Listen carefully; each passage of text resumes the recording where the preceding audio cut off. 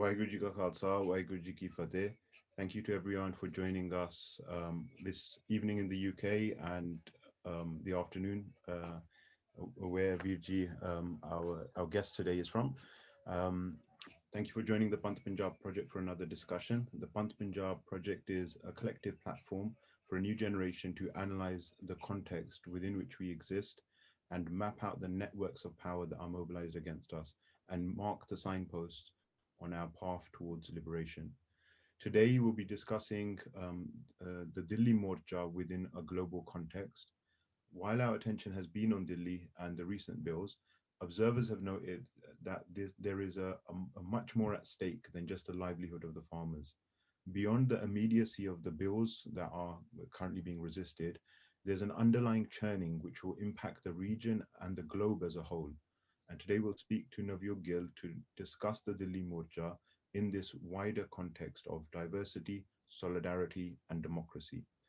Virji will discuss the rise of neoliberalism and authoritarianism around the world and the broader implications of this Morcha as a major turning point in the region's political trajectory.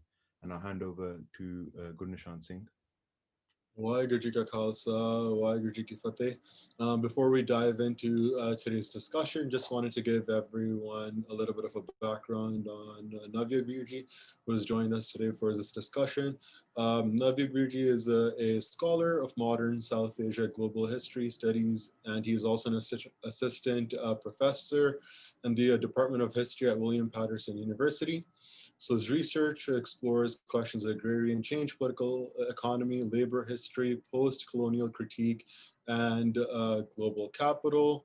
He's also currently completing a book manuscript on caste, labor, and peasant politics in colonial Punjab. And his academic and popular writings have appeared in venues such as the Journal of Asian Studies, Economic and Political Weekly, and also recently he's also written for Al Jazeera, amongst many other outlets. So to kick off the discussion, we'd like to hand it over to Navyug Gill. Okay, can everybody hear me? Yes. Okay. Vaheguru Ji Ka Khalsa, Vaheguru Ji Ki Fateh. I want to thank Harman Bhai, Prabjot, Gurnishan, Shamsher for inviting me to be a part of this event, to share my thoughts. Thanks also to Deep and everyone else who was involved in organizing and promoting the event. ਸ਼ੁਕਰੀਆ ਤੋਂ ਬਾਅਦ ਮੈਂ actually ਇਹਨਾਂ ਨੂੰ ਸ਼ਾਬਾਸ਼ ਦੇਣੀ ਚਾਹੁੰਦਾ ਕਿਉਂਕਿ ਇਹਨਾਂ ਨੇ ਜਿਹੜਾ ਬਹੁਤ ਨਵਾਂ ਵਧੀਆ ਪਲੇਟਫਾਰਮ ਕ੍ਰੀਏਟ ਕੀਤਾ ਜਿੱਥੇ ਅਸੀਂ ਸਮਾਜਿਕ ਤੌਰ ਤੇ ਆਪਣੀ ਸੋਚ ਸਾਂਝੀ ਕਰ ਸਕਦੇ ਹਾਂ ਇੱਕ ਦੂਜੇ ਤੋਂ ਸਿੱਖ ਸਕਦੇ ਹਾਂ it's been really amazing. I think alongside the rallies, the protests, the petitions, it will be initiatives like this one that have the potential to bring about greater transformation in our community. So shukriya te bahut shabash. The plan for today, I was originally in the discussions asked to speak about the article that I published in Al Jazeera on December 11th. Some of you might have read it. I'm going to use my time that I have in three ways. Pehla, I'm going to walk through the politics of the article.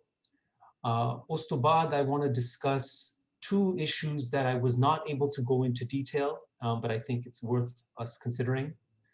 And then third, I want to outline just a couple of points for the struggle ahead. Okay, so the politics of the article.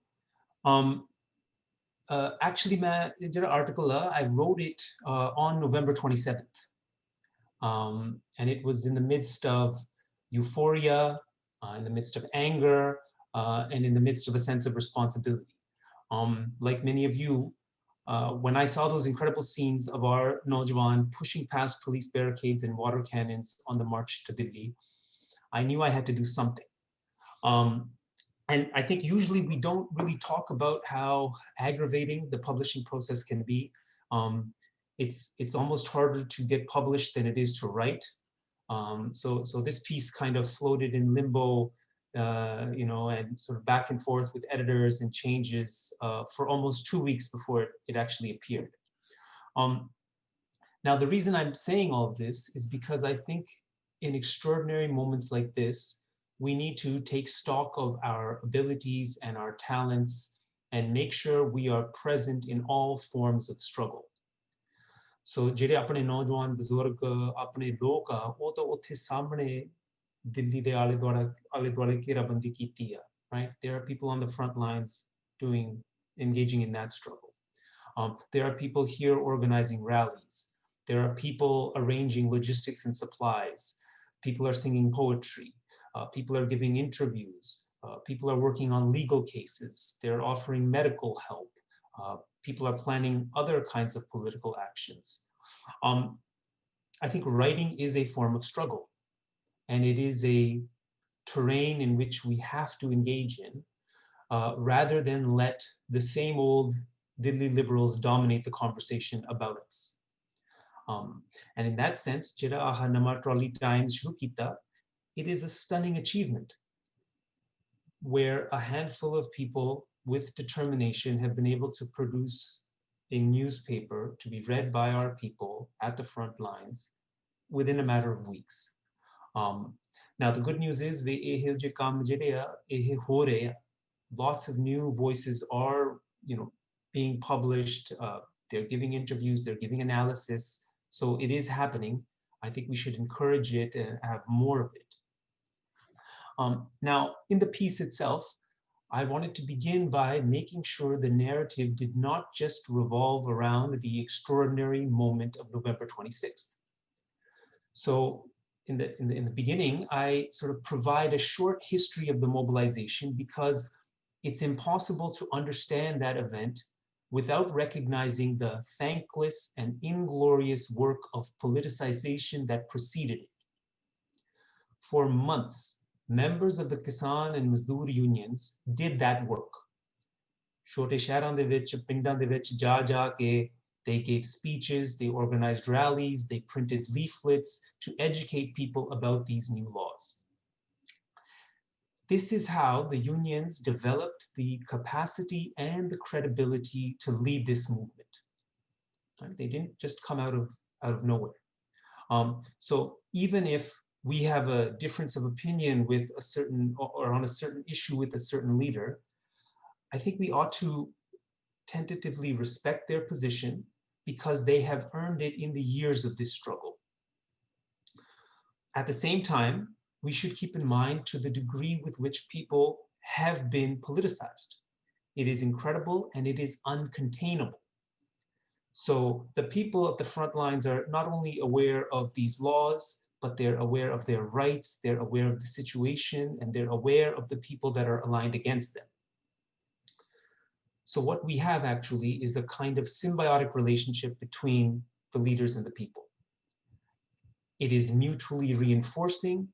It is also mutually accountable.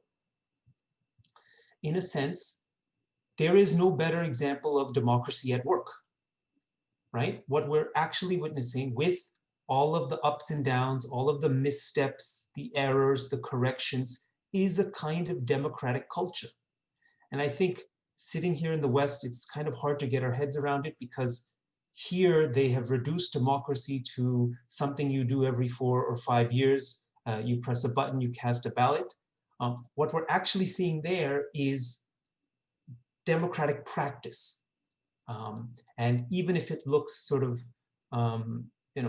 causes us a bit of stress or disquiet, we should appreciate the beauty of that as we are so distant from it. That's also why I am very confident that our people will not let leaders cut a bad deal. I think this has been actually said by the leaders themselves. So we ought to put faith in that productive tension. A couple of other points from the sort of main body of the article. One, I wanted to sort of expose the flawed arguments of the BJP supporters. You see the kind of condescension that they use when they describe our people. It is almost a sort of colonial mindset that these people are too dumb to know what's in their own interest. Baki, you see jere kalo aha BJP IT cell unnadita kalo tua nikliya. They've thrown every aljam at this morcha. None of them have stuck. They've been countered time and again. And I really think they're at a loss and they don't actually know what to do. They're getting more and more desperate. Second was to point to the federal structure of India as a source of antagonism, to put that issue on the table. And third, it was to ask the question, is democracy nothing more than a rule of numbers, right? To actually force us to think deeply about what democracy is. And I'll come back to this at the end. The last point that I emphasize in the piece was the power of resistance.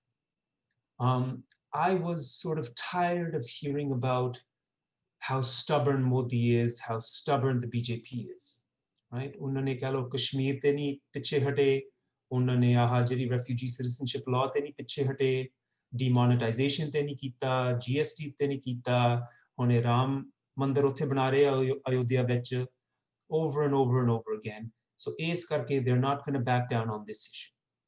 And I was hearing this not just from sort of right-wing Indians and sort of liberal commentators. I was hearing bits and pieces of this from within our own community. There's no question the BJP is powerful and determined. But Vaheguru, what are we? Are we not also determined and organized and disciplined and united and strong and farsighted, right? Just look at what we've been able to achieve, right? What we're seeing in the Kerabandi of Delhi was unimaginable 6 months ago. Now, at the same time, we can invoke our history. We have a claim to that past. However intimidating Modi might be, he's not more intimidating than Ahmad Shah Abdali or Aurangzeb, right? Our people have faced down tyrants before, so why do we have doubts about our ability to face them down now? Now, I'm a historian. I know the context is radically different from the 18th or 17th century to the present, but there is an underlying truth of the value of self-confidence. ਜਿਹੜਾ ਆਪਾਂ ਕਹ ਲੋ ਜਿਗਰਾ ਕਹਿੰਦੇ ਆ ਆਪਣੇ ਲੋਕਾਂ ਦੇ ਵਿੱਚ ਉਹ ਜਿਹੜਾ ਜਿਗਰਾ ਉਹਦੇ ਤੇ ਆਪਾਂ ਨੂੰ ਯਕੀਨ ਕਰਨਾ ਚਾਹੀਦਾ and that's why we really should not be losing heart, especially sitting abroad. Chardi Kala is not just a slogan, right? It's not something you sign off your emails with at the end. It's a radically different mindset. And inna cho sanu or isto sanu keh lo hausla milna chahiye. Now, I hope I conveyed some of these themes in the article. It's just sort of one piece of writing. It can't do everything. I tried my best, but like I said, there are really excellent works that have come out and that are still sort of in pipelines coming out. And I hope this sort of adds to that conversation. Okay, so now two issues that I wasn't able to talk about in the piece. The first is caste solidarity. What do we mean by Kisan Mazdoor Ekta Jindabad? Right? Kisan Mazdoor Ekta da matlab kiya. Why do we seek unity between these two groups? It's because there's an inherent tension between the Kisan and the Mazdoor. The Kisan usually wants a higher purchase price for their crops from the government, while the Mazdoor wants a higher wage from the Kisan. In other words, the Mazdoor, in some senses, is an employee of the Kisan. Now, at the same time, the Kisan is by and large a Jat, while the Mazdoor is a Dalit, usually a Mazbi or Chamar. And this means that Jats have all sorts of power over Dalits. The clearest example of this, the most recent example, is that over the summer, when the government declared a lockdown due to the pandemic, laborers from Bihar and UP and Madhya Pradesh and Jharkhand were unable to come to Punjab to work in the transplanting of paddy. In that context, Dalits, who also do this work as Mazdoors, began to ask for higher wages. In response, in some areas, Jats issued threats and calls for social boycott, that they would dare to ask for more. So what we have is a class hierarchy simultaneous to a caste hierarchy. And so the nature of the tension becomes both economic and cultural. And whether we like it or not, in South Asia, culture functions through religion. We should remember that Dalits are 32% of the population of Punjab. This is the highest proportion in all of India. The majority work as landless agricultural laborers. They own something like 3 or 4% of the cultivatable land. And they suffer from all kinds of discrimination and exploitation. This is, in part at least, why many Dalits have been driven away from Sikhi. And they've gone towards Deras, they've sometimes gone towards other faiths. It's because they experience discrimination within the intertwined domains of economic and religious life. And so going to a Dera or converting becomes a way to differentiate oneself from one's oppressor. I will say that the issue of caste discrimination and exploitation is perhaps the most pressing issue for the Sikh community. Now, there are parallel struggles happening throughout the subcontinent. Okay? This kind of a struggle is happening within the Hindu community. There are progressive voices amongst Hindus who are trying to address the problem of caste. They have a much harder time of it because their dharam, in some senses, sanctions it. And by and large, Dalits are unconvinced by these efforts, but it's happening there. It's happening amongst Muslims in South Asia, Pakistan, Bangladesh, but in Kashmir and other communities in India. They're also trying to address caste within Islam in a sense. And some people are saying these are just Brahminical influences. Some people are saying everybody's equal in Islam. Others are saying that might be true, but these things have now become part of the fabric of Muslim cultural life and they need to be confronted. It's also happening amongst Christian communities in the South, where, again, another religion that calls for equality nonetheless has these hierarchies in it. It's perhaps the most painful for us, I think, because Sikhi emerged from within a caste-ridden society and has the most poignant critiques of caste, both theoretically and practically. it actually enacted that vision. And yet, caste practices persist among some sect. So I think for the sake of our Panth, for the sake of the future, we need to be at the forefront of the annihilation of caste. Now, how does this relate to the Morcha? The Kisan and Mazdoor unions have forged a remarkable solidarity in the course of this struggle. And that solidarity has sort of three layers to it. The first is that they face a common threat from neoliberal Hindutva, which will ruin everyone's life, right? Nobody has any illusions about that. Second, the Kisan unions, which are led by Jats, are among the most progressive forces in Punjabi society. And they have supported the Mazdoor unions, which are led by Dalits, in their own struggles against conservative Jats in the past. And later on, we can talk about the Zameen Prapti Sangharsh Committee or the Punjab Khet Mazdoor Union or the Pendu Mazdoor Union. That work is happening there. And third, the experience of the protest itself has brought Sikh principles of radical equality to the fore. People are sitting together and sleeping alongside each other. They're cooking, eating, and cleaning together, and they are together confronting the state. So that is why Mazdoors and Kisans have kind of joined forces in this struggle.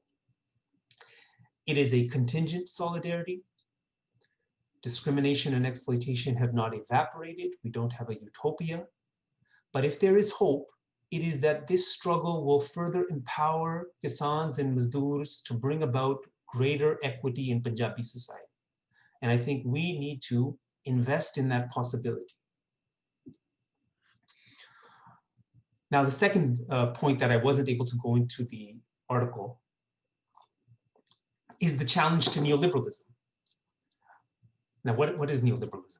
I think we should read our Marx, we should read Rosa Luxemburg, we should read David Harvey and many others. But for the sake of our conversation here, let me say neoliberalism is a project. It emerged in the 1970s.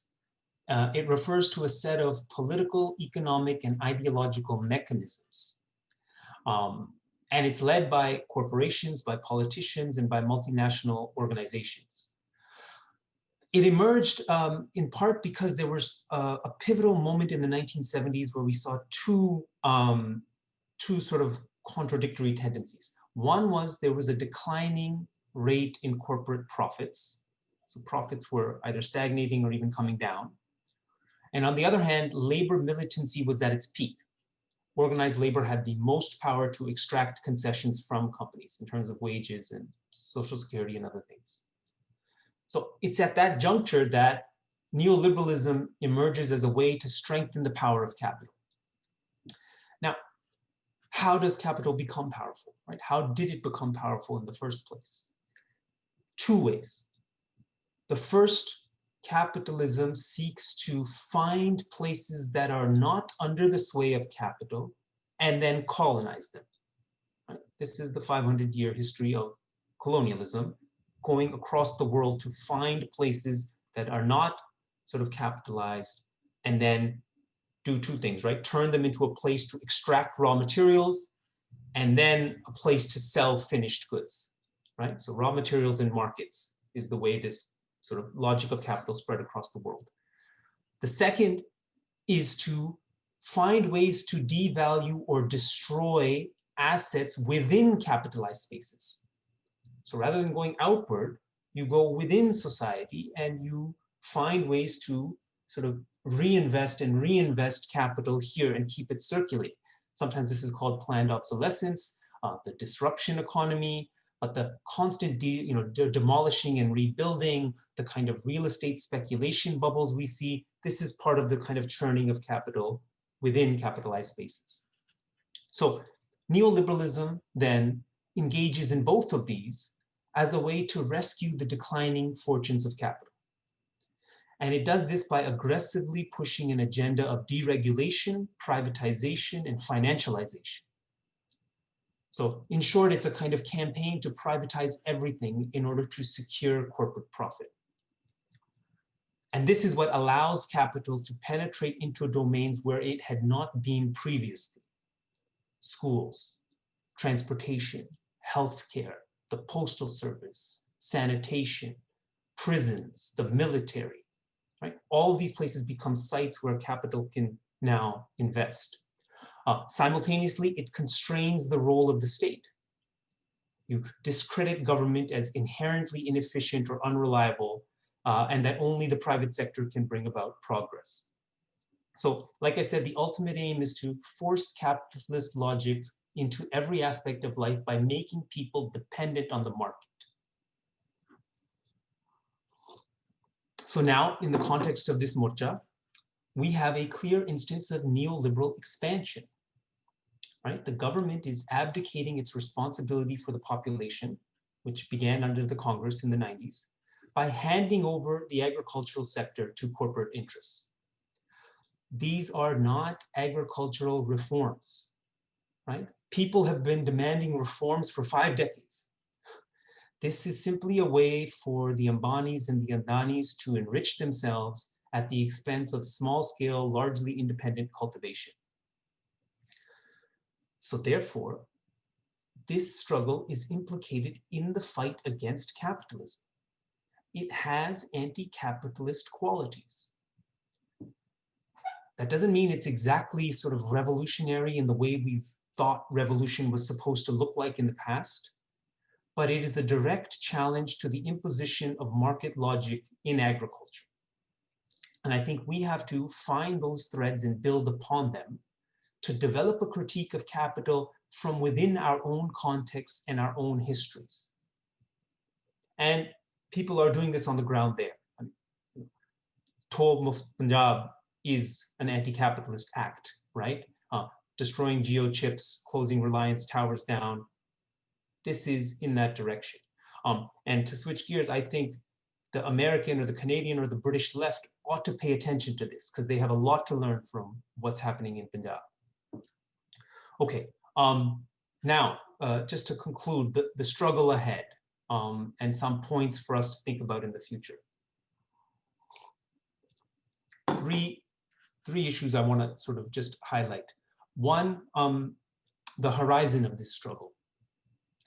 It cannot be just about the preservation of MSP and Mandi systems in Punjab and Haryana.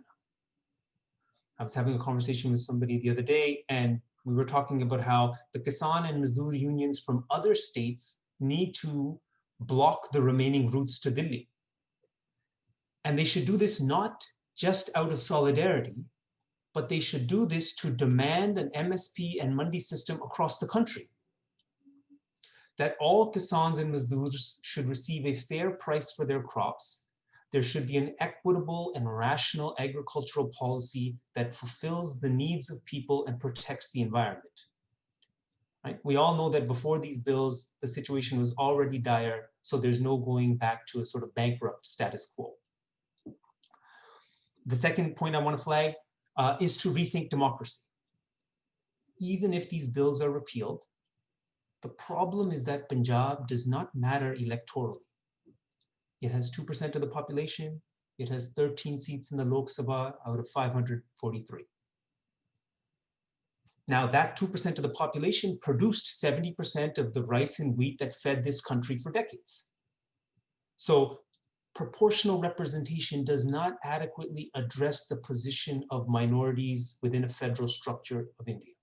Right? Proportional of what? Last point is we ought to think about the political culture in the diaspora. Lots of people have said this before, so it's nothing new, but we need to move beyond mere representational politics. It might be good to have a familiar face in some corridor of power, but whose interests do they serve and how are they accountable to the community? And in that sense, we should take inspiration from this morcha, right? The average person you hear getting interviewed has disgust at all political parties. They don't allow politicians to speak from the stage. There's actually a new leadership of young people emerging. And so from that, we should channel the incredible energy we've seen in these past few weeks and months into sustainable and productive initiatives here. It's not just, कह लो पंजाब परदेसियां करके वसदा, actually ਅਸੀਂ ਵਸ ਰਹੇ ਹਾਂ ਕਿਉਂਕਿ ਪੰਜਾਬ ਕਾਮਯਾਬ ਆ, ਪੰਜਾਬ ਨੇ ਕਹ ਲੋ ਸਾਨੂੰ ਜੀਣ ਨੂੰ ਸਿਖਾਇਆ, right? We got to maybe flip the dynamic. And in that sense, I think ਜਿਹੜਾ ਆਪਣਾ ਆਹ Panth-Punjab ਆ, it's an excellent step in that direction, and we should build on these kinds of initiatives. Okay, with that, I'll stop. I know I've taken a bit extra time, but thank you for listening to me. I look forward to the discussion. Vaheguru Ji Ka Khalsa, Vaheguru Ji Ki Fateh. First of all, thank you so much, Vijay. That was extremely thorough, lots and lots in there to unpack. So we just have a few questions just to get the discussion flowing, and I'll also let the Sangat know that there is a Q&A option that you can see at the bottom of your screen. If you have a question, you guys can select the Q&A button, and we'll try to go through as many questions as we can. Just to kick off the discussion, when you were giving us an overview, you mentioned initially that the work that was put in over the last several months by various organizations and entities, that was very key in making the events that transpired after this, after 26th take place.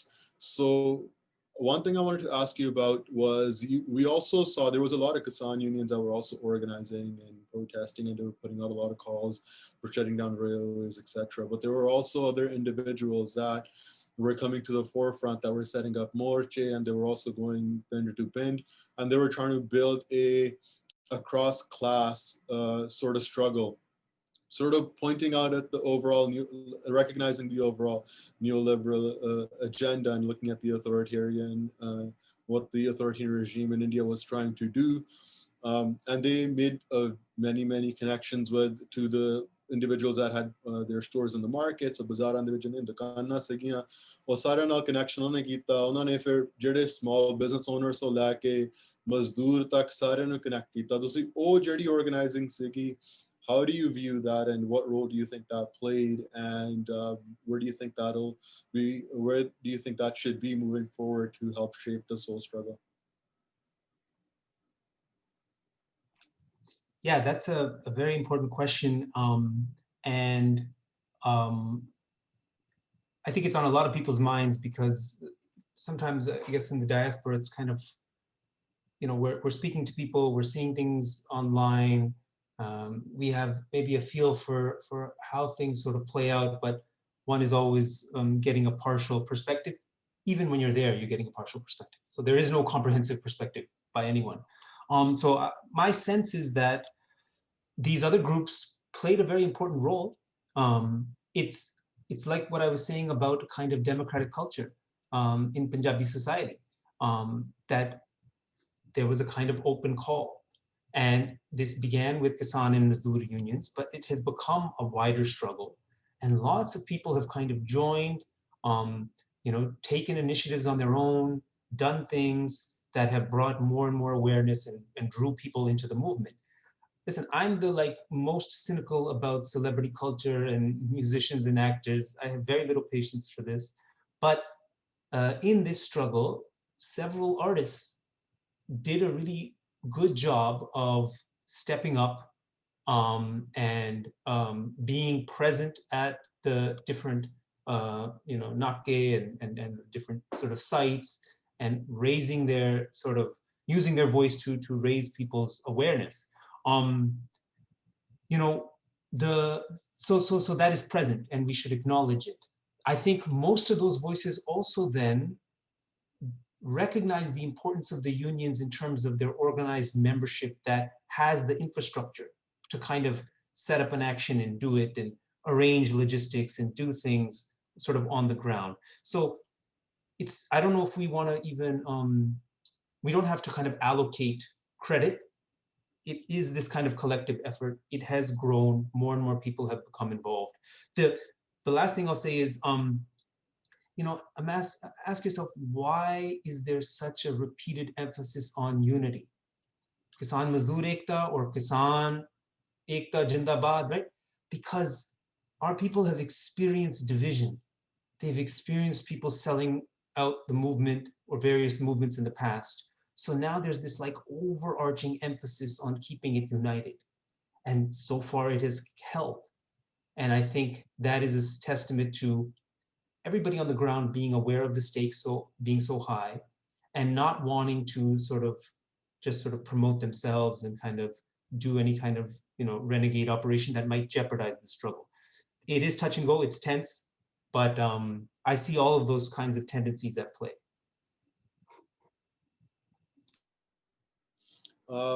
Just another thing we see when we're talking about different groups that are organized leading to the months leading into the protest. Punjab ਦੇ ਵਿੱਚ ਕਾਫੀ ਗੱਲ ਹੁੰਦੀ ਸੀਗੀ ਵੀ ਇਹ ਹੋਂਦ ਦੀ ਲੜਾਈ ਵੀ ਹੈਗੀ ਆ ਬਹੁਤ ਬੰਦਿਆਂ ਰਹੀ, like the neoliberalism agenda was directly attacking I guess the cultural fabric of the state as well to a certain degree. How do you see the two go together, the neoliberalism agenda on one side and how that impacts the cultural identity or religious identity of different groups or individuals within this nation state? Yeah, ਇਹ ਵੀ ਬਹੁਤ ਕਹਿ ਲਓ ਡੂੰਘਾ ਸਵਾਲ ਆ। ਜਦੋਂ ਇਹ ਕਹਿ ਲਓ ਹੱਕ ਤੇ ਹੋਂਦ ਦੀ ਗੱਲ ਹੁੰਦੀ ਆ, it is kind of intertwining those two things, that one is looking for their rights, but actually what they face is a threat to their existence. And the fact that this kind of a slogan emerged almost organically from people on the ground shows that they very much understand the danger.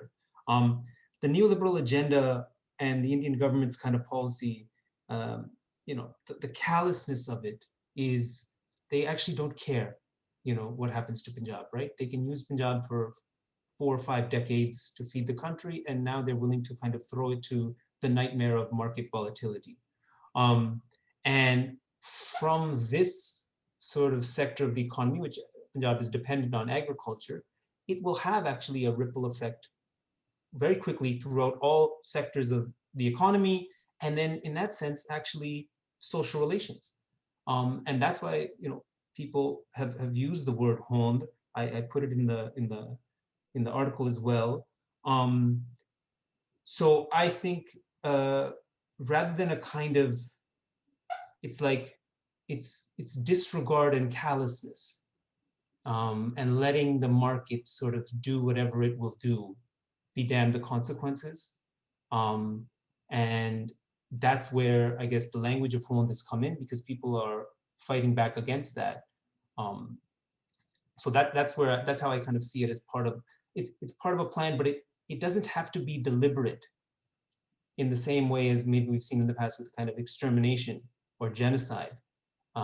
It can be let the market do as it pleases, which will result in that kind of destabilization and sort of poverty and misery.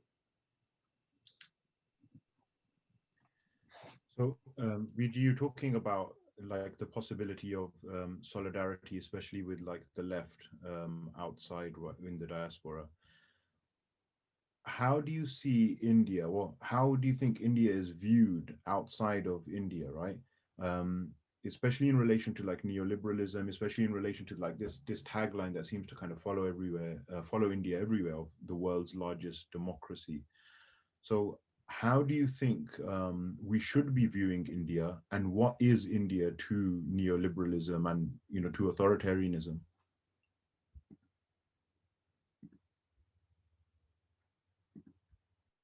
Yeah, this is another great question. How do we see India? This harkens back to a lot of the debates that actually occurred within left circles in the 70s and 60s about the right designation to give India. Is it semi-feudal? Is it fully feudal? Is it a bourgeois capitalist? Is it quasi? And there was a lot of investment in kind of finding the right language to describe what it was. And lots of ink has been spilled on that. I think we learned a lot from that debate, but I think it sort of became less about kind of clinching one answer, and just sort of understanding, 1.3 billion people, this massive country, right? 70 or 80 years old, larger than Europe, more diversity than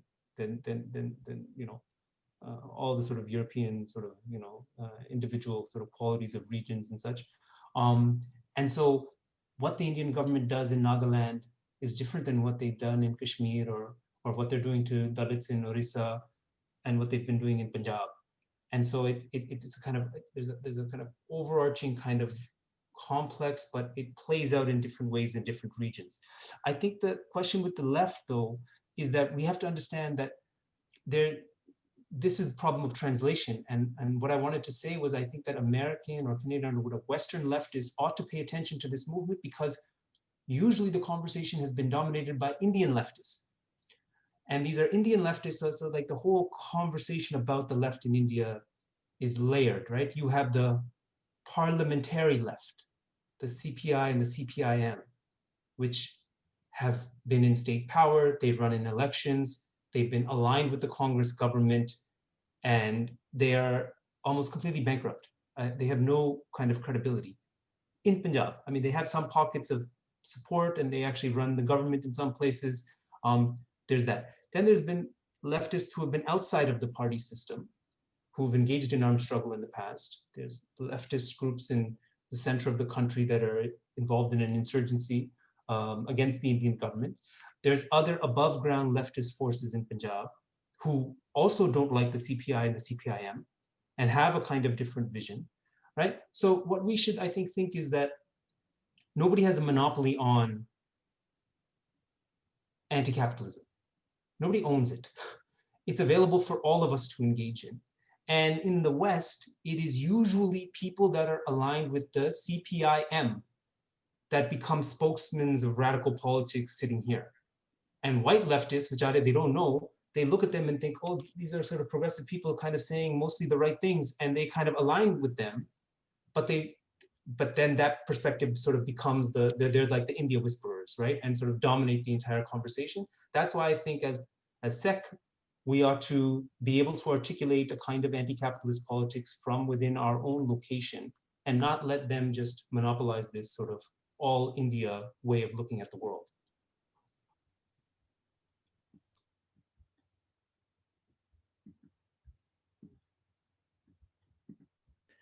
I'll go to the next question.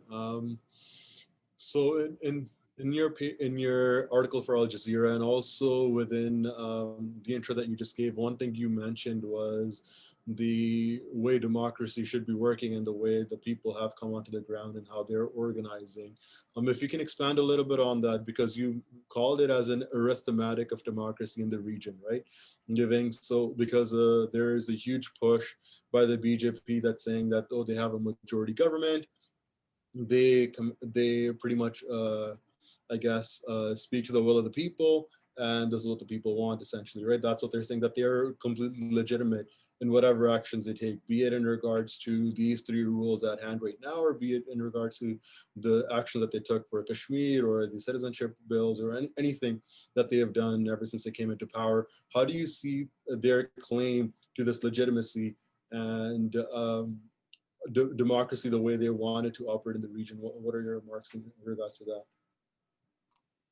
Yeah, I wanted to leave this a bit tentative because I think I'd like to learn from you two and the rest of the people here. But what I was saying was, another version of the title was something like a popular upsurge against democratic tyranny, and then I had to kind of change it.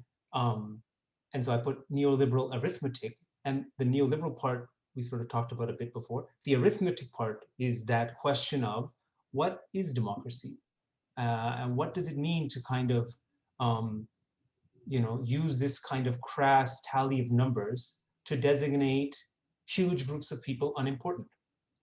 And I think this was a kind of question. I think or even people in Punjab and Haryana, people are aware that this kind of takka that's happening by saying you guys are just 23 seats, you don't matter. Your whole Vidhan Sabhas and everybody else can be aligned against this. It will matter nothing because we have more numbers. That kind of takka, that kind of arrogance, I think is what is forcing people to question, what does it mean to be in this kind of democratic framework? How are we going to just perpetually hear this language of you're a minority, right? And that, I think, is part of our kind of subordination in a sense, because you just start sort of believing it. And then you kind of say, well, we should kind of maybe defer to the majority, or, the majority rules. And so therefore, and I think we need to kind of break this mindset And I think, most Sikh I know have never felt like a minority. We have confidence in Jigra as a community.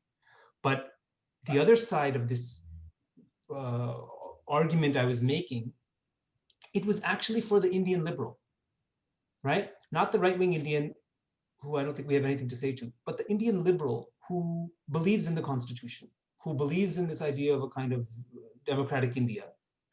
It was to kind of put pressure on them that if you actually believe it, and if you actually think like that, what does that mean for us? And unless you figure out your constitution and your provisions and your federal structure, we're always going to be left out of it. So it's actually to kind of make us kind of think harder about that. And that's why I'm saying there's no sort of easy sort of answer to it. Look, in this country, in the States, the whole language of states' rights has a very reactionary history. This is how the government abdicated its responsibility and allowed states to kind of keep Jim Crow, discrimination, and slavery and apartheid, right? In Canada, it becomes a different thing with like Ontario and Quebec, and what do they contribute? And then places like Alberta or Nova Scotia feel like they're, not getting enough in terms of what they pay into the government, and separatist tendencies there. So and so the federal debate, right? The federal state debate happens in lots of countries around the world. It needs to happen in India again. And we can articulate it from our vantage point, but also the Indian liberal has to think about this now. So given this kind of dynamic, right, there's a huge imbalance in power that's playing out in front of us. And definitely, like, a lot of Sikhs have been feeling disenfranchised by Indian democracy for a really, really long time. And that's manifested itself in multiple forms, from like armed insurgency to like this Gherabandi that we're seeing right now in Delhi. So I guess the question comes to one of reformation of Indian democracy or abolition of the Indian state, right? Are we talking about neoliberal reform? Are we talking about, 13 seats within parliament and this massive power balance, this federal structure that's never kind of been honored? Why would Delhi listen to us? And what does Delhi listening to this, designated minority population that comes with, so much baggage within India as well, right? Like, a minority is synonymous with suspicion and sedition and a threat to, the horn of Hindustan that we're seeing, very, very blatantly now through Hindutva, right? So minority is equated with that. So within that kind of dynamic, what do you see the pathways? Look, I think in our humility, the people will lead us and will show us the pathways. I think that on that spectrum of reform or abolition, it's a spectrum, and struggles can take many different directions. What the BJP is actually doing is violating the Constitution. Like, people have shown that there's actually, like, the provisions are for agricultural policy to be a state subject. States are supposedly, to have kind of some degree of autonomy in making those kinds of decisions. They've sort of manipulated certain phrases and language to kind of say that they're leaving that intact, but instead they're doing something else, which actually has the same effect of eroding the authority of the state and centralizing power in Delhi. But it's these are the kinds of things that I'm not, to be honest, I'm not sure how definitively one can say based on where I'm located. I think that Indian liberals don't like to talk about this, and they would like, they'll have tars for the Kisan, but it stops kind of there, right? But I think the longer this struggle plays out, the more deeper the kind of resentment and antagonisms go, these things will be unavoidable. And, I think the BJP accuses everybody else of kind of being separatists. They're actually going to destroy their own country. by engaging in this kind of a politics. And I think it will be the struggle that decides which way things go. One of the Sangat questions that we've gotten in right now is one of the members of Sangat says that you've spoken a lot of detail about the role of capital and neoliberalism around the world. Can you expand on the cultural impact of this process, especially in a place like Punjab that is going to be impacted the most and is the homeland of the Panth? Yeah, that's a tough question. It's a tough question because I might have a bit of a different sort of take on this, and that is I do resist the arguments that agriculture is imprinted in our DNA. I don't think anything's imprinted in our DNA. I don't think we have any kind of biological, inherent bloodline connection to this or that kind of activity. Of course, examples of Guru Nanak Dev Ji's own life and the kind of idioms of cultivation within Gurbani are there. They're incredibly rich. We all learn and gain so much from them. But I think that Sikh can flourish in all sorts of fields. And we've done this in Punjab, in India, but we've done this in the West, right? How many people are actually doing cultivation here if we're working in factories and driving trucks and taxis and teaching and writing and thinking and the rest of it, right? People engage in all sorts of labors. So it's not a kind of inherent sort of drive that we have. The fact is that the people in Punjab that are Sikh people in Punjab, by and large, are dependent on agriculture. They've done this for generations. And these policies are a direct threat to their livelihoods. And from their livelihoods, their entire sort of cultural existence is in jeopardy. And they have a desire and a right to defend that. Now, in trying to defend that, that doesn't mean they want to keep things the same. They're not trying to kind of, like when people talk about, like, nobody says, how romantic is it, ਜਦੋਂ ਕਹ ਲੋ ਬਲਦਾਂ ਦੀ ਜੋੜੀ ਹੋ ਕੇ ਆਪਾਂ ਲੱਕੜ ਦੇ ਹਲ ਹੁੰਦੇ ਸੀ ਤੇ ਹਲ ਵਾਹੁੰਦੇ ਸੀ ਹੁਣ ਟਰੈਕਟਰ ਆ ਗਏ ਸੋ ਅਸੀਂ ਕਹ ਲੋ ਆਪਦਾ ਵਿਰਸਾ ਕਰਕੇ ਆਪਾਂ ਹਲਦਾਂ ਦੀ ਜੋੜੀ ਬਲਦਾਂ ਦੀ ਜੋੜੀ ਆਪਾਂ ਲੈ ਕੇ ਆਈਏ ਕਿ ਟਰੈਕਟਰ ਕਰ ਸਕਦੇ ਹਾਂ we can adopt tractors, right? And then one can adopt greenhouses and small scale farming and other irrigation techniques. And there's all sorts of tabdili that can happen within a kind of economy. So we don't have to kind of be locked into kind of some version of what it was and keep that the same. But I think the intertwined nature of the economic and the cultural and the religious is what is shown in this resistance and in what these laws are trying to do. And that's why people have seen this as a kind of hak and hon di ladai and seen it as a threat to everything. I think it's only scholars or academics who kind of say, oh, that's the economic issues over there, and they're very different from the religious ones, and the cultural ones are up here, and the political ones are down there. I don't think people live like that, and I think that intertwining is what we're witnessing in the upsurge against these laws. That kind of feeds quite nicely into a couple other questions from the Sangat. These two are kind of interlinked, right? So where do you see the new leadership that is emerging out of this movement on the ground there in Punjab, and the role that they play in this new struggle for Punjab? And then, parallel to this, what is the role of the diaspora in the current movement?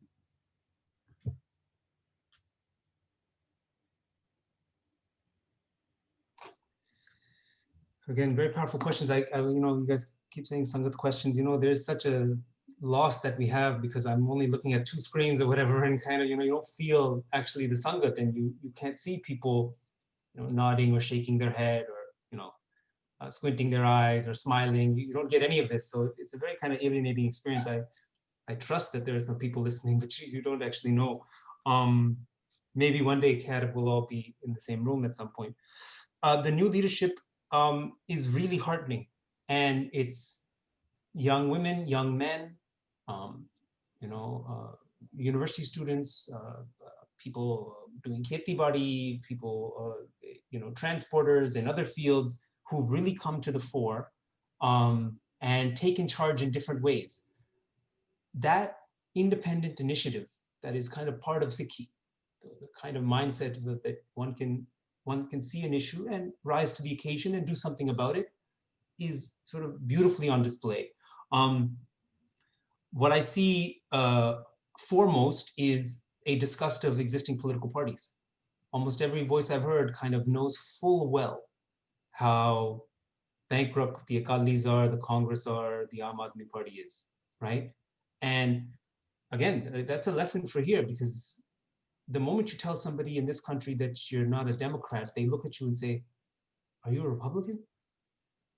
And then you have to say, well, no, there's something else, you know, there's this other world of politics. And Americans can't really understand that. They're like, if you're not this, you're that. So in Punjab, you have these young people saying, we don't trust any of these parties. They've sold us out before. And we're going to articulate our own kind of vision for the future. We're going to engage in this kind of struggle. And, you know, don't trust the leaders that we have.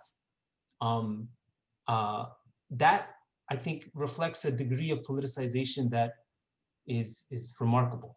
It's been there before, but I think the way it's kind of become mainstream is really amazing. Not to say that everybody that steps up is just automatically wonderful. I think we should use our discretion and look and see who's speaking in what tone and from what angle, and time will tell which way they align themselves. So what we're doing actually right now, to be honest, is we're in a very unusual thing, because we're not talking like about something that happened 2 years ago and we're doing a kind of dissection, right? We're actually in the jungle. Right now, there is a struggle happening and it changes day to day. And so the stakes are so different from usually what academics or commentators do, right? They sort of describe something. Let's talk about Occupy Wall Street. Was it good? Was it bad? What about this? What about that, right? No, this is live right now. And I think that's part of the urgency that I think maybe informs all of us and our commitment to engage with this issue. So that's why I'm being tentative. I hope you guys maybe understand, right? The second, in the sense of the role of the diaspora, look, I think what we've seen has been wonderful. And I think the call from the front lines is not to let up, to do more and more and more, to be creative, be determined, and escalate. One, you know, our people's lives are at stake. And so, you know, if some government tries to tell you that, you know, your allegiances stop at the border, we know this is nonsense. People have all sorts of commitments across all sorts of borders. And we have every right to engage in any and all issues that we care about. And I think that, I think I said this before too, it actually helps civilize these places. These countries that we happen to live in now get a little bit more civilized when they see people who are organized and active on the streets, engaging in actions. They learn about us, and we learn about our role and our rights within this society. So increase your actions and use your creativity to do something meaningful. With, by the way, the last thing is with the nimarta that it will be the people on the front lines there that decide their fate. We are supporting them. We're not dictating. Another one of Sangat's questions. A lot of Naujawan in the diaspora that have migrated in the last couple of years have had to move away from Punjab because of the economic disenfranchisement. Back home, example, high unemployment, farming families being under pressure. Can you talk about the relationship between the material struggles of Punjabi Naujawan back home and here in places like Canada and the US?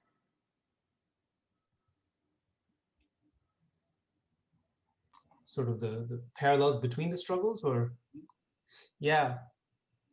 I think I read something about 100 or 100,000 youth every year trying to migrate abroad. Maybe more, 150,000. Huge numbers of people being driven out of Punjab. You know, I keep thinking to myself, you know, what is this state that can't satisfy the needs of its own people? What is it, right? Like 70, 75, 80 years of independence, and people don't see a future in that country. ਇਹ ਕੋਈ ਕਹੋ ਸ਼ਰਮ ਵਾਲੀ ਗੱਲ ਆ ਵੀ ਉੱਥੇ ਜੇ ਕਿਸੇ ਦਾ ਕਹੋ ਕੋਈ ਬਣਦਾ ਹੀ ਨਹੀਂ ਕੁਛ ਤੇ ਉਹ ਹਮੇਸ਼ਾ ਬਾਹਰ ਜਾਣ ਨੂੰ ਕਹ ਲਓ ਸੋਚਦੇ ਆ. It's an indictment of India. It's an indictment of Pakistan, Bangladesh. It's an indictment of all sorts of countries where people are just desperately fleeing. And in lots of other countries, by the way, there's like civil wars raging, right? And in Punjab, it's the sheer kind of hopelessness of the situation that has led many people to leave. And then people say, there is a long history of Punjabi migration. They've been migrating, for a century or more than a century, actually. So there is that kind of history as well. But what we've been seeing, I think, in the last 5 to 7 years is a kind of new level of a new set of people that are leaving, and the rate is increasing. And yeah, they're doing their most to kind of manage their lives here in the places they find themselves in. The most galling thing I've seen is the kind of discrimination and resentment that happens within our community. The people that have arrived earlier have this kind of, arrogance and disdain for people that have come later, and actually contribute in this really warped way to like calling for restrictions or castigating people for this or that, which I think, again, maybe does the work of exploding the notion of diaspora as this kind of single thing. Our community has divisions. Our Panth has divisions. Our Panth had divisions from Guru Nanak Sahib's time onward. There have always been divisions. And we have to find ways of dealing with them. It's not such a new phenomenon. But it's a struggle even within our own. So I think like any of the Najwan Panapra that have come recently, all power to their determination to kind of improve their lives. And I think it's incumbent on everybody else to support our own people. Like what else? ਹੋਰ ਆਪਾਂ ਇੱਕ ਦੂਜੇ ਵਾਸਤੇ ਜੇ ਨਹੀਂ ਆਪਾਂ ਕਰਦੇ ਤੇ ਫਿਰ ਆਪਾਂ ਹੈ ਕੀ? Also, can you also talk about some of the global connections that support and fuel the current BJP project that merges into the neoliberalism/capitalism? What is the role of the wider global system and states in the recent bills? And do you see this resistance as a signpost for an alternative regional structure in the South Asia itself and the global system in general? I do remember, I think you had also mentioned, there was a statement that struck out from your piece on Al Jazeera as well, where you said that what the world is witnessing in Punjab is a grassroots popular upsurge that has a potential to transform the political landscape of India as well. I think that was a very powerful statement. How do you connect the statement with the question, and what are your views?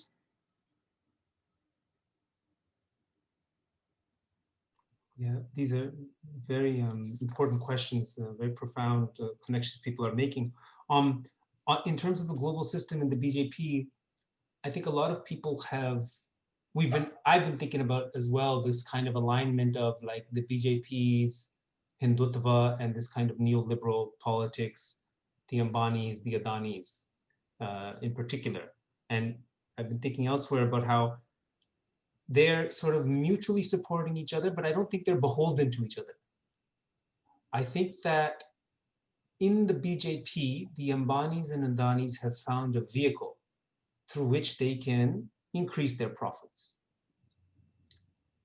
In the Ambanis and Adanis, the BJP have found a source of financing for their operations. The Ambanis and Adanis could do this through the Congress. Without doubt, they can do this with the Congress. The Congress would welcome them in a heartbeat. And the BJP can find some other billionaires. So it's an alignment, but it's one of sort of convenience for now.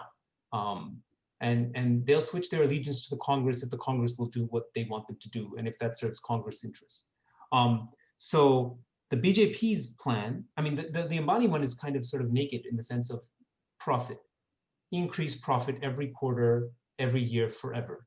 And whatever it takes to get that, right? All of the kind of window dressing euphemisms about we're going to help people and lift them out of poverty and improve things, we should just dispense with immediately. They're ultimately seeking to just make more profit, hand over fist.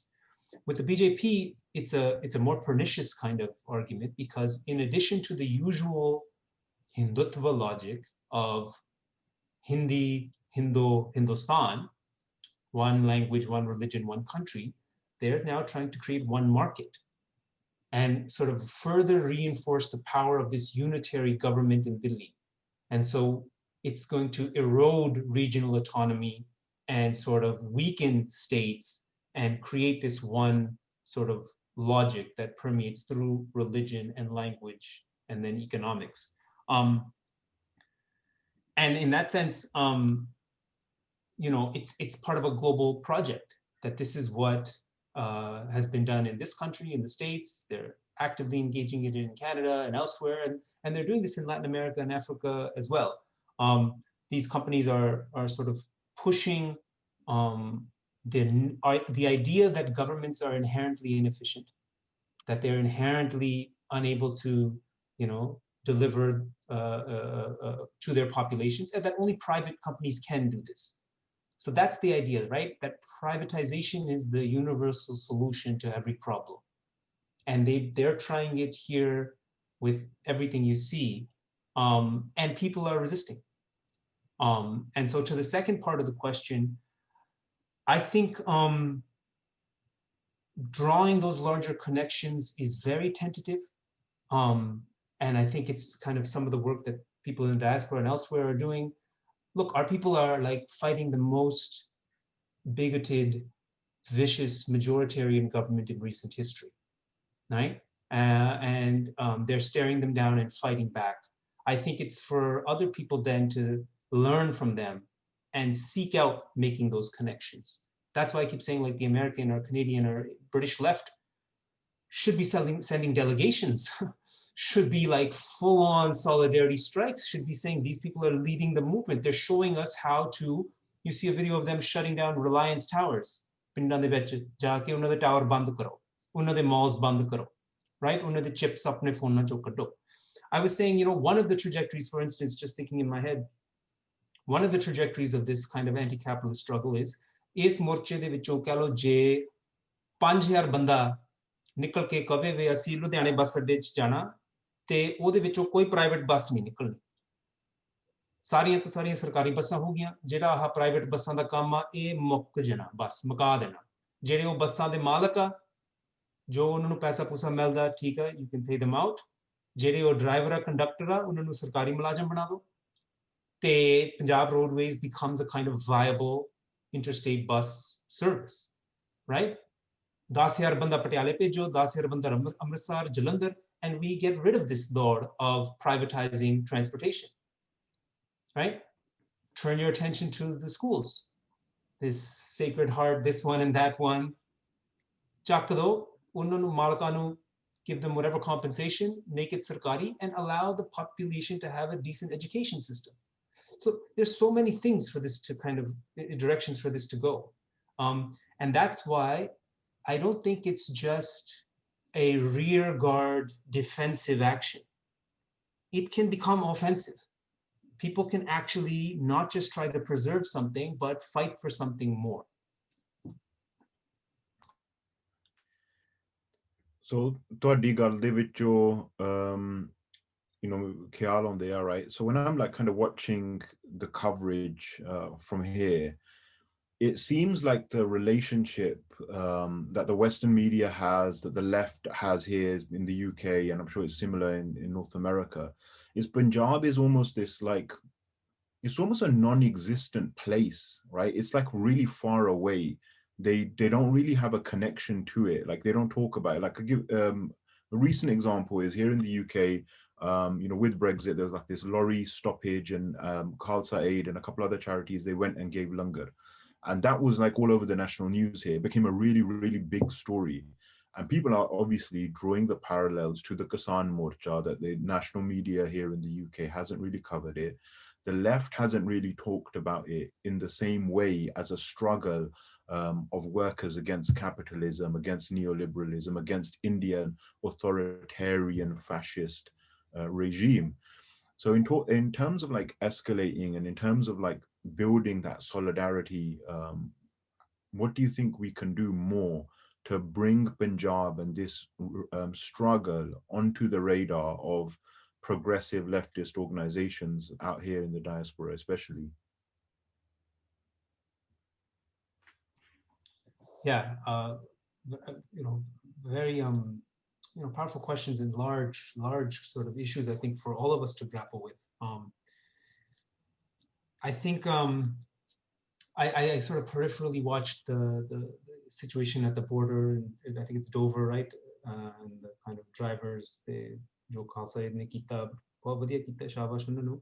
I think if there was no Morcha in Punjab, they'd still do this. I think this is part of their sort of outreach, the way they sort of operate anyway, right? They've been doing it in lots of places in the world for many years now. The coverage is,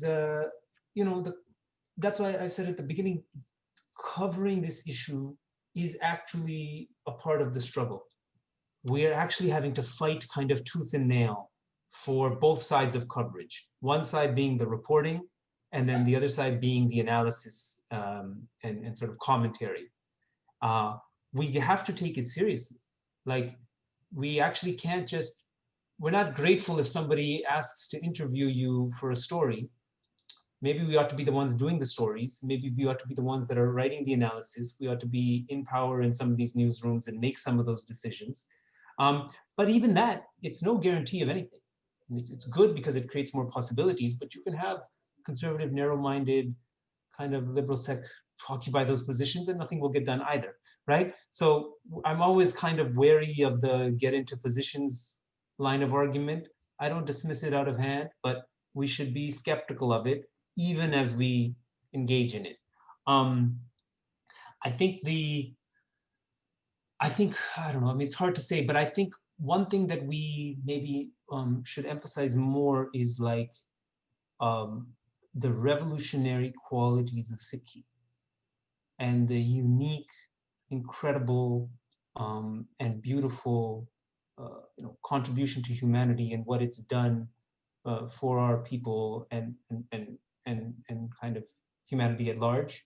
I think sometimes it gets kind of reduced to some of these sort of tropes, like langar as free food and chardi kala as optimism.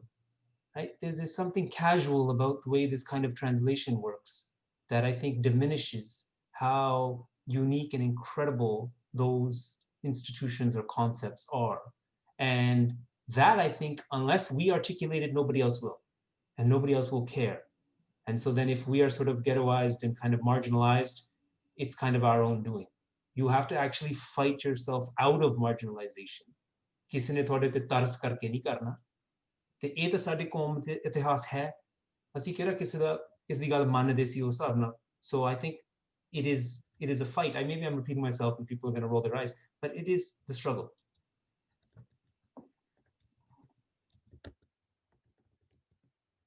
Thank you so much, Rita. That was very powerful, and I think that's a very high note to end it on. Thank you so much for all the ideas and insights that you brought in regards to this morcha and the overall global context. Just let the Sangat know, this was an event that's happening in our series of events called Siege of Delhi Di Kerabandi. And we have a few more planned in this exact same series to explore this morcha and the surrounding politics and the ideas around it in varying different contexts. So please tune into our next conversation as well. If you'd like to get more information, check out Panth-Punjab.org. We have a couple articles up there as well, along with our future event details and things like that. This whole event will be broadcasted on YouTube as well. Check out our channel, Panth-Punjab, and follow us on social media at Panth-Punjab as well. And Shamsher Fadi, if you'd like to add anything to close. There's some questions that have been answered in previous sessions, so please do check out the YouTube channel for the previous recordings, and this will be up on the Panth-Punjab YouTube channel. And thank you to everyone that participated today. Shabash to the Sevadars and Kisan Mazdoor Ekta Jindabad. Jindabad. Vaheguru Ji Ka Khalsa, Vaheguru Ji Ki Fateh.